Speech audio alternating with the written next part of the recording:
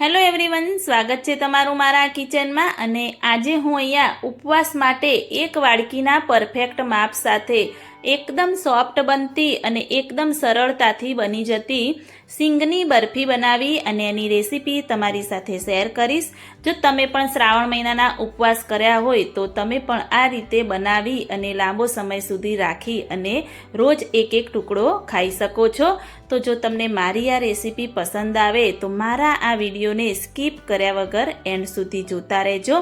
અને હજુ સુધી મારી ચેનલને સબસ્ક્રાઈબ ના કરી હોય તો પ્લીઝ સબસ્ક્રાઈબ કરજો અને મારા આ વિડીયોને તમારા ગ્રુપમાં વધારેમાં વધારે શેર કરજો। તો એકદમ સોફ્ટ એવી બરફી બનાવવા માટે મેં અહીંયા મિક્સર જાર લઈ લીધું છે અને એક વાડકીમાં મેં અહીંયા આ રીતે સિંગદાણા લઈ લીધા છે। સિંગદાણાને શેકી ફોતરા દૂર કરી આ રીતે મેં રેડી રાખ્યા હતા। તો માપ જોવા જઈએ તો હું અહીંયા 2 વાડકી ભરી સિંગદાણા લઈ લઈશ, મિક્સર જારમાં એડ કરી દઈશ અને એને એકદમ ઝીણું પીસી અને આપણે રેડી કરી દેવાનું આ રીતેનું। તો જે સિંગદાણાનો ભૂકો છે એને આપણે એક બાઉલમાં લઈ લઈશું। તો બાઉલને સાઈડમાં રાખી દઈશું અને મેં અહીંયા એક નાનું મિક્સર જાર લઈ લીધું છે। તમે એ મિક્સર જારમાં કરવા માંગતા હોય તો પણ ચાલે। તો અહીંયા એક વાડકી ભરી મેં અહીંયા સૂકા કોપરાનું છીણ લઈ લીધું છે। તો એને મિક્સર જારમાં એડ કરી અને એકદમ ઝીણું પીસી અને આપણે રેડી કરી દેવાનું। તો તમે જોઈ શકો છો કે મેં એકદમ ઝીણું પીસી અને આ રીતે રેડી કર્યું છે। તો જે આપણે સિંગનો ભૂકો એક બાઉલમાં લીધો હતો એમાં આ પણ આપણે અંદર એડ કરી દઈશું અને બાઉલને સાઈડમાં રાખી દઈશું અને ફરીથી એ જ મિક્સર જાર હું લઈ લઈશ અને મેં અહીંયા કાજુ લઈ લીધા છે। તો વાડકીના માપ પ્રમાણે મેં અહીંયા અડધી વાડકી કાજુ લીધા છે। કાજુની જગ્યાએ જો તમે મિલ્ક પાવડર લેવા માંગતા હોય તો પણ ચાલે, એનાથી પણ સરસ એવી આપણી બરફી બનીને તૈયાર થાય છે। તો કાજુનો મેં સરસ એવો ફાઇન પાવડર બનાવીને રેડી કરી દીધો છે, એ પણ આપણે અંદર બાઉલમાં બધું જ મિક્સ કરી દઈશું। તો હવે હાથ વડે આ બધું જ આપણે મિક્સ કરી અને ગાંઠા ન રહી જાય એ રીતે બધું જ પ્રોપર એકબીજામાં મિક્સ થાય એ રીતે આપણે મિક્સ કરી દઈશું। તો મેં અહીંયા ગેસ ઓન કરી કઢાઈ રાખી દીધી છે। કઢાઈ થોડી ગરમ થાય એટલે મેં અહીંયા અડધી વાડકી ઘી લઈ લીધું છે અને ઘી આપણે એકદમ ઓછું લેવાનું છે। તો માપ પ્રમાણે આપણે અડધી વાડકી જ ઘી લેવાનું છે। તો ઘી થોડું એવું ગરમ થાય એટલે મેં અહીંયા ગોળ લઈ લીધો છે, સમારેલો મેં અહીંયા ઝીણો સમારીને ગોળ લઈ લીધો છે। તો 2 વાડકી આપણે ગોળ લેવાનો છે, એ આપણું પરફેક્ટ માપ છે। તો ગોળ અંદર એડ કરી અને ઘી અને ગોળને આપણે થોડું મિક્સ થાય એ રીતે ધીમી ગેસની ફ્લેમ પર હલાવતા રહીશું।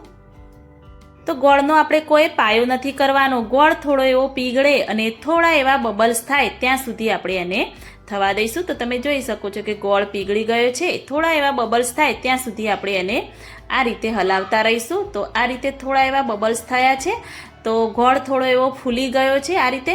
તો એને આપણે ગેસની ફ્લેમ આ સમયે બંધ કરી દેવાની અને જે આપણે સિંગદાણા, કાજુ અને કોપરાના છીણનો જે ભૂકો કરીને રાખ્યો હતો એ અંદર આપણે એડ કરી દઈશું અને આ રીતે ઝડપથી બધું સરસ એવું આપણે મિક્સ કરી દઈશું।